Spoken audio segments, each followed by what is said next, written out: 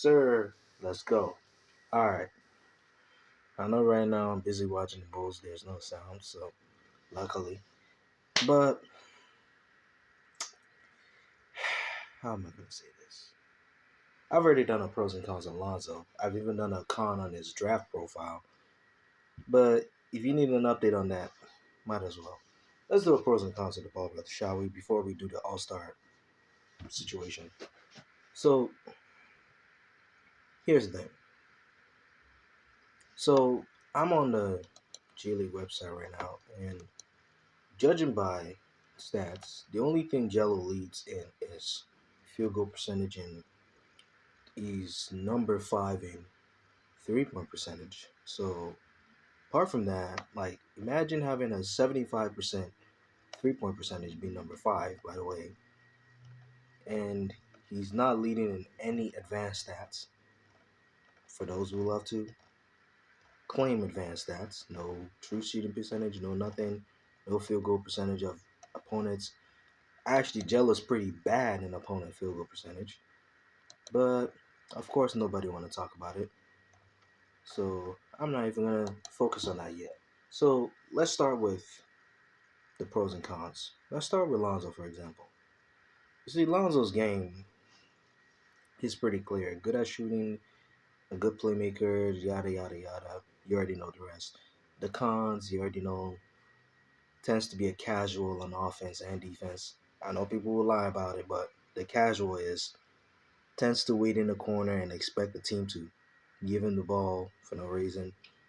On defense, he tends to gamble on defense, but it's a trait of the Ball brothers. I've seen it in Melo, I've seen it in Jealous, so I'm not surprised. Then, because I saw a play right now where Jello Lonzo was guarding Andrew Wiggins, and I'm watching the game live right now. Lonzo was guarding Andrew Wiggins, and he ripped the ball. And instead of trying to go for the steal, he and when he went for the block, he just slapped Andrew Wiggins' hand, and Andrew Wiggins got the hand one dunk and hit the free throw. So in that case, it's still a work in progress. So I'm not even gonna worry about that. So pros and cons. LaMelo. Melo's game, similar thing. Gambles on defense. Because if we start with the cons, gambles on defense is not awareness. Still needs work, but he's getting there. So like awareness is always the biggest con in all of the Ball brothers. So they're still getting there. So I'm not even gonna worry about that. Because I saw a play where Lonzo threw a pass. He was trying to throw a pass to Vucevic, and he committed turnovers. There were times where Lonzo was forcing the pass to like DeRozan at times, and he was messing up. So in that case, because I'm watching the Bulls game live, so I can actually do a live analysis. Like at this play here, I'm looking at Dotson shutting down Jordan Poole, which is pretty good, and it's pretty clear. Even Bulls fans are already leaving the counter because this is a beatdown. It's unbearable to watch, but I have to watch for analysis' sake. So let's look at it. Brick from Simonovic, who, by the way, is supposed to be the next reliable center. Good double team, but who's on Toscano Anderson? Yeah, you just give him a layup. By the way, back to the whole pros and cons list. So LaMelo cons, because I'm gonna start with cons because it's got to go in rotating order. I started with pros with Lonzo, so I'm gonna go cons now because Jello is the main topics. But and shout out to Rapka for actually requesting the video, so I have to honor his request. And apart from him, Fly is my biggest promoter, so I'm always gonna shout out to Fly, and it's gotta be the only thing I gotta do starting every video. Gotta shout out to Fly Sports TV. Shout out to the 3-point conversion. Shout out to King Fuse Late House and everything. So keep doing what you're doing. But apart from that, let's get to this. Mellow cons, we already know. It's not even all of that. Pros, elite finisher, dynamic playmaker, yada yada yada, good 3-point shooter. There's nothing really there. But the main focus of the topic is Jello. So, speaking of Jello, because I'm still gonna jump to LeVar before to end the video, but Speaking of Jello, you see, Jello's game in general is reliant on playmakers, and a playmaker and a playmaking shot creator, which is what Lonzo and Lamelo are. Lamelo's a playmaking shot creator. Lonzo is a pass first, 3 and D, two-way playmaker, whatever. The thing is, he needs guys that replicates both skill set, or else his game is gonna be a struggle. There are games where Jello would look confused on the court. I know people want to play oh, his teammates don't pass him the ball. Like, bro, the dude said it himself, and I know there will be these guys will be called amateurs from the Flag Sports TV crew, but plagiarism is a real thing, even though you don't understand that. But let me explain to you. Rev was the interviewer from the three-point conversion who interviewed Jello. Jello replied to Rev by saying, "Listen, what I'm doing is learning the plays and trying to understand the basketball terminologies and all. Simple shit, right? That tells me the problem with Jello's NBA rise is actually Jello himself, but you also have to understand he was not an NBA draft pick. Dude went into the NBA draft undrafted. He could have been drafted by the Phoenix Suns. The Phoenix Suns didn't want his ass. Like, come on. At that time, they were even loaded. Like, who are they gonna get rid of? Devin Booker, Cam, I don't know, but Cam Thomas or whatever. I don't know his name, but whatever. Whoever they pick, they not picking Jello, bro. Oklahoma City could have. Oklahoma City is the best team he could have stayed on, but dude botched out. But Oklahoma City was the real team that actually needed him.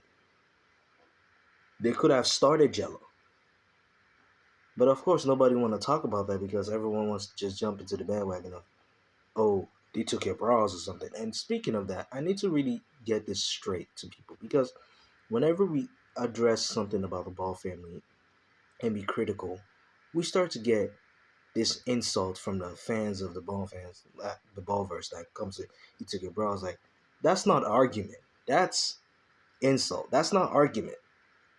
Me saying fanboy is just my opinion. So you can say, oh, we're not fanboys. We just have a different opinion from. Fine.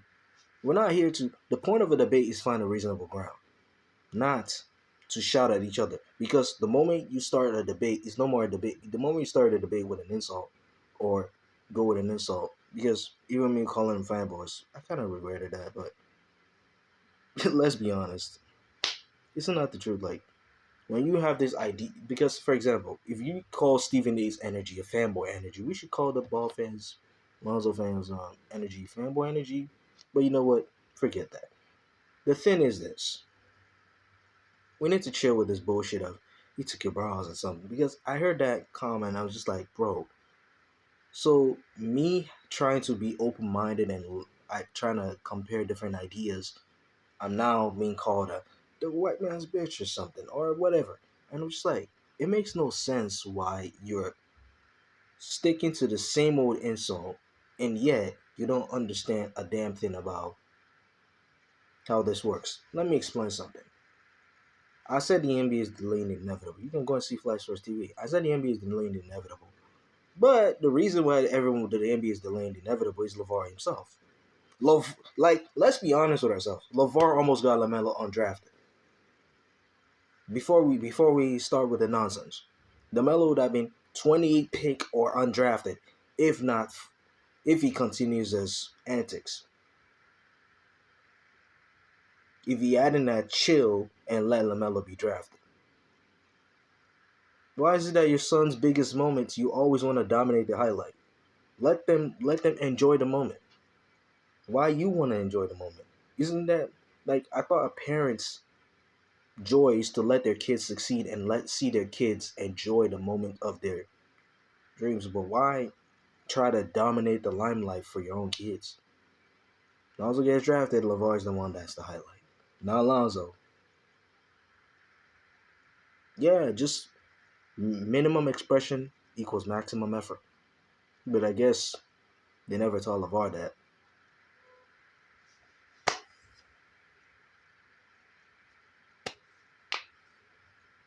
So forget that because I have to just go on a tangent and explain that. So diving into the pros and cons of Jalo. Pros: good shooter, improved, improving defense. Like the only pro in Jello's game, literally, if we're being honest, is just a shooter, a high IQ sharpshooter. That's it. There's a lot of cons than pros though in Jello's situation. Terrible rebounder. Yes, rebounding is the biggest skill you need to be in the NBA. I know people want to be like, huh? Why do you think Draymond is in the league despite being mediocre? He's a good rebounder. And IQ is good. Jello has IQ. Yes, IQ sharpshooter. He's a high, like, Jello's key strengths are IQ, basketball IQ, and sharpshooting. That's it. I know people will say, well, he got speed, he got that. Dude, he can run in a straight line, yes. You can do suicides, Jello will beat your ass out. But try doing side to side movement. Jello's one of the slowest. I'm not gonna. You can shit on me for it, but it's just the truth. Side to side movement, Jello's still struggling to deal with that. Defense is a weakness, but he's improving. But I'll still count defense as a weakness. He's not a good defender. I would say he's an average defender. So defense is in the mad category because when he got it, when he got it, he got it. And playmaking, Jello's not a good playmaker. Playmaking is on a red. He's a horrible playmaker. But he's a high IQ player. Remember, sometimes your IQ can make up for a weakness like playmaking if you have a good basketball IQ sometimes. So playmaking is not a good playmaker. Forget that. Like dude can average 30 point something points, but when you look at the assist numbers, it's bad. Horrible playmaker. Let's be honest with ourselves. Now, overall analysis of Jello's game. Jello's game is predicated off a playmaker and a playmaking shot creator. If he doesn't have guys that replicates his brother's games, his game is nonetheless useless on the court. Literally a liability. If his game doesn't have players that matches his brother's talents. And this is where LeVar comes in because you see, you can be a good coach and coach your sons to be good, but LeVar never made his sons understand the reality that they will not start off together. Just think about it. Like I'm watching Curry and the Warriors dominate the Bulls and beating them, but LeVar's biggest failure in terms of coaching is you never taught your kids to. It's good to play against one another in one on one, but what about being like? See, for example, let's do something. For example, there are coaches, players in the world in the NBA that became coaches, like Doc Rivers, for example. He played for the Atlanta Hawks for most of his career. And Doc Rivers finished and joined the Clippers as the GM and thing. He started with the Celtics, won them a championship or more, then left, became a GM of the Clippers and also the head coach. And he tried to train his son. His son now is in the Denver Nuggets, living his life. But let's be honest with ourselves. The biggest failure of LeVar to train your son is that you gotta let your son three things. Let your son play their own game. Two, do not dominate the limelight because that's what's really killing your sons. That's what's killing their careers. I know people want to hate, be like, yeah, LeVar is a good father. No. See, no one is saying what LeVar did is not revolutionary. You trying to change the NCAA and the NCAA from ripping off kids and trying to eat off these kids' success, that's good and all, but What does that do when your own kids, despite playing good together, going undefeated? Look at it.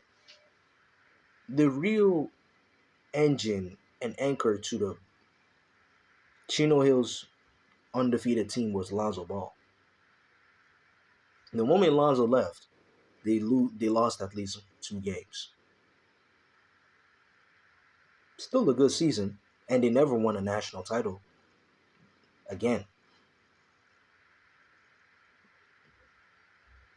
The moment the Ball brothers leave, Chino Hills as a high school became an afterthought. No one cared about Chino Hills no more. You don't see people speaking about Chino Hills. The only time Chino Hills get mentioned is when the Ball brothers get mentioned, which is a good stretch of season where you enjoy just watching fun, exciting basketball. Now, let me now jump to why I never believed Lonzo as an All Star. Lonzo to me is not an All Star because his game may tell you that he's an All Star. Because similar to what I thought about Kyle Kuzma, yes, Kuzma has the skill to be an All Star, but his play on the court, the way he plays, doesn't count as an All Star. Similar, we can say the same for Lonzo and say, hey, Lonzo, the style of play you play on the court, for sure would get you All Star votes, but to casual fans, the way you play is not All Star worthy. Oh, Lonzo have 12 million people following him, just because. Look, to give you an example, remember LaMelo last year. How many followers does LaMelo have? LaMelo have more followers than Lonzo ever has. And let me tell you, out of those followers, LaMelo only have 6 million followers in terms of All-Star votes. 6 million All-Star votes. And where does he stand? Numero 5. Yes, number 5. Which is basically saying you are an All-Star bench player. Not an All-Star starter, bench player. Literally, he's not even gonna make it. Just think about it. The top 10 would be selected from each conference. 4 guards are gonna make it. And I have a feeling LaMelo's not gonna make it. But you know why I vote for LaMelo over Lonzo is this. See, Lonzo's game 13, 5, and 5 ain't gonna cut it for me. I know people want to be mad and be like, Lonzo's an all-star. Like, Coffee, I gotta keep it real with you, brother. But Lonzo's not an all-star because the NBA is a stat-driven league. You can be an all-star and still not play like one. How many games does Lonzo give you triple singles? NBA fans don't care about triple singles. Oh, Draymond being an all-star. But when Draymond became an all-star, it was at a time where basketball, the NBA basketball was not much into stats like that. Mike Conley became an all-star in a stat-driven league because it was an all-star replacement, but he will still be considered an all-star because he made it to be an all-star. You now understand? All-star game is all about the fans. The point, let me tell anyone the truth about the all-star weekend. For anyone to now understand. Being an all-star is about trying to impress the fans, right? But the all-star game is to draw out casual fans. That's hence the reason why the WNBA is failing when you watch the all-star games. The all-star weekend is about getting casual fans to watch players and support teams based on that player. For example, you watch the dunk contest and watch Miles Bridges and you be like, yes, Miles Bridges can dunk. Miles Bridges is a good hooper. I guarantee you this year LaMelo can make the skills challenge. Even if he doesn't make the all-star game, because out of 10 guards, only 4 would make it to the final spot. I know people want to be mad and cry, but it's just the truth. Only 4 would make it. The reason why Zach LaVine is over LaMelo right now is because Bulls fans are more than just LaMelo fans. So of course, Bulls fans will more vote for the star that fits the bill. You're telling me 26, 4, and 4 is not good for an all-star? But you're telling me 13, 5, and 5 is for an all-star? Conley averaged one more point than Lonzo. You know why he became an all-star replacement? He wouldn't have been an all-star. Let's be honest with ourselves. The all-star game is based on stats. If you legit want to make the all-star. Let's be real with ourselves now. Kyle Lowry, and for those who are thinking I just think Lonzo's not an all-star material, I'm saying Lonzo's not an all-star material yet. Hence the reason why he will not be an all-star this year. Maybe not next year. Maybe year 8 or 9. Chauncey Billups became an all-star in year 9. It's still not bad. I mean, damn. Kyle Lowry became an all-star in year 8 of his NBA career, playing with DeMar DeRozan because he and DeMar made the all-star team at the same year. And for those who are saying DeMar should be a forward, come on. The NBA all-star game is based on the position you're drafted in. So if you're drafted as a forward, you'll be a forward. Haven't we learned from Ben Simmons? If you're drafted as a guard, you will always be a guard, no matter what. Lonzo can play small forward, and he will still in the NBA, and he will still be put as a guard. That's why I'm not worried I'm not worried anymore about the Ben Simmons being selected as an all-star as a forward. It's not surprising to me anymore, because positions that you're drafted in is what determines your all-star position, not the position you are actually playing. Understand? So now, let's get to the heat of things. The Bulls are getting smacked. That's not a problem. But in Gelo situations, Gelo's game is based off two different types of player: a shot creator and a playmaker, or a playmaking shot creator and a true playmaker. If he doesn't have that, his game is useless. Hence the reason why you see his teammates not really passing the ball like that. And I don't like the fact that his teammates don't pass him the ball. But you're telling me a guy that doesn't understand the coach's plays, if you're a coach and the guy doesn't understand your plays, would you want to just give him and say, hey, here's the ball? Fine, you can do that, but NBA coaches don't think the way us regular fans think. They don't think the same way we logically would think. So I'm sorry if you feel mad and angry, but let me just tell you the truth. It's just another Drewski moment. These guys just don't see the way Gelo plays the way it is. Let me pull up Gelo's stats real quick. For those who really, because I sound redundant over here, just hating on Gelo. So according to the G League website, Gelo's averaging 6.5 points per game, 2.5 field goals made, 3 field goals attempted, 83.3% field goal percentage, 1.5, 2 3 points attempted per game, 75% 3-point percentage, which is the one of the top. He leads the league. He's one of the league leaders in 3-point percentage, by the way. He doesn't have a high free throw percentage, but this is only 2-game stretch, right? I don't think he's gonna hold on to the 83% field goal percentage for the Gelo fans that want to be mad at me. And the weakest aspect of his game is rebounding. For those of you who want to hear, 1.5 rebounds per game, 1.5 steals, which is not bad, but he still gambles on defense. No one is perfect. Fouls per game, 12.3.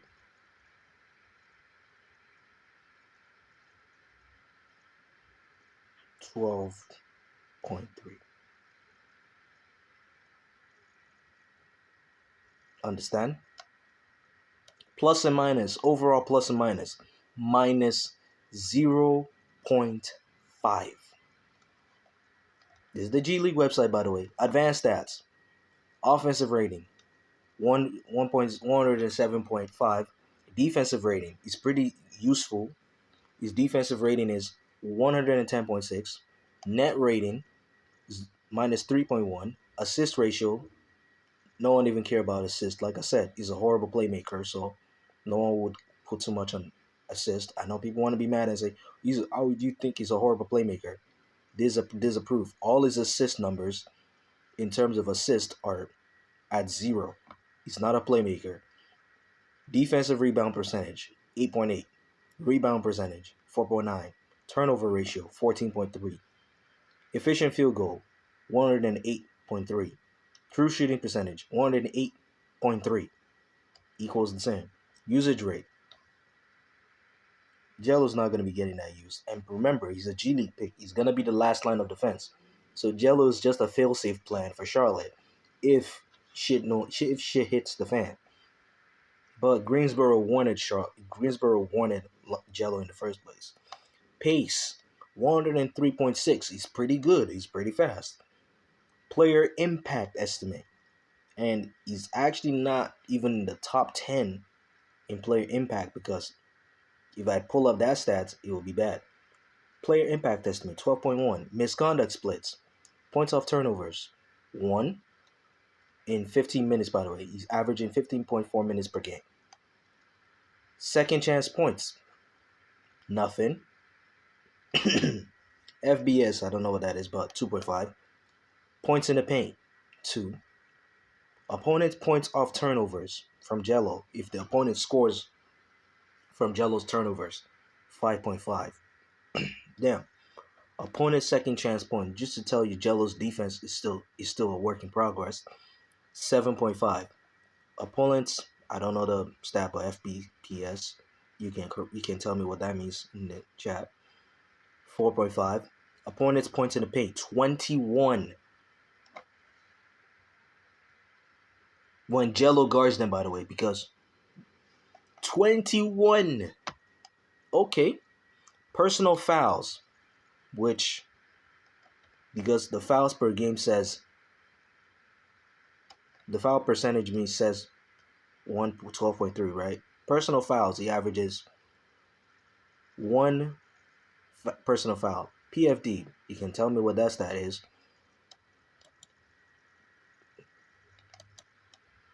PFD, 1.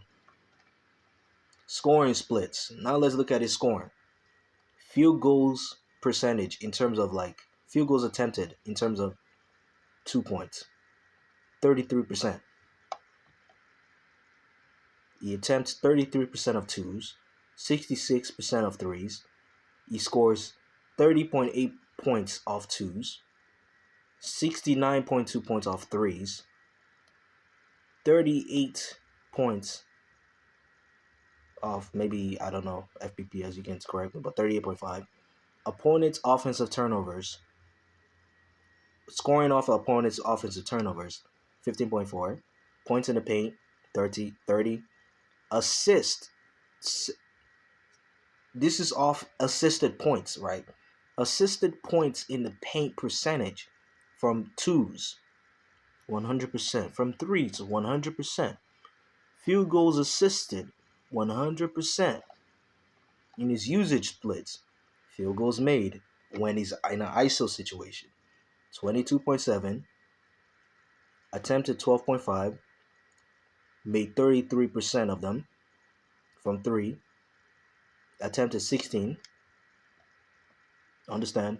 Defensive rebounds, 15. Rebounds in terms of usage, 13.6. Turnovers, 6.7. Steals, averages 50% steals in the season. 15.4 personal fouls. Percentage. Personal foul percentage.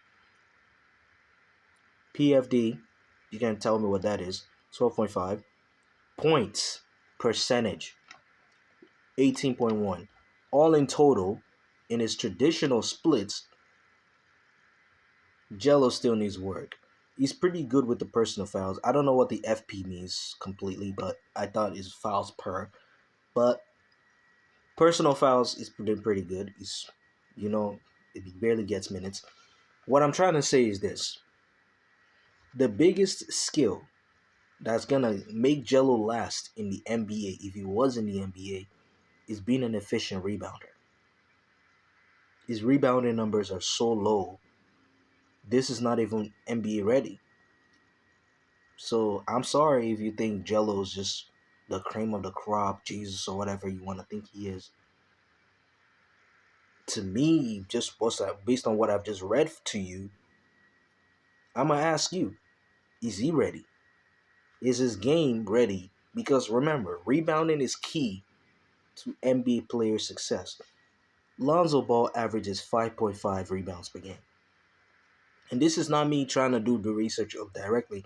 This is based off of what I've seen and based off of what I've done research earlier. 5.5 rebounds. He's not a bad player. He's just doing his own thing. 5.5 rebounds is not bad. But you need to be averaging like 4 rebounds per game. Even for a forward, I expect him to have at least 3 to 5 rebounds per game. But 1.5, he's averaging the same amount of rebounds as steals.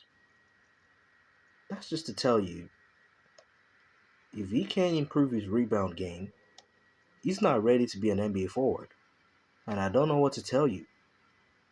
It's just a sad thing. Because I read the stats for you. Figure it out yourself. But thank you for watching the video. If you like what you see, like, comment, subscribe. That's all I can beg you. Thank you very much.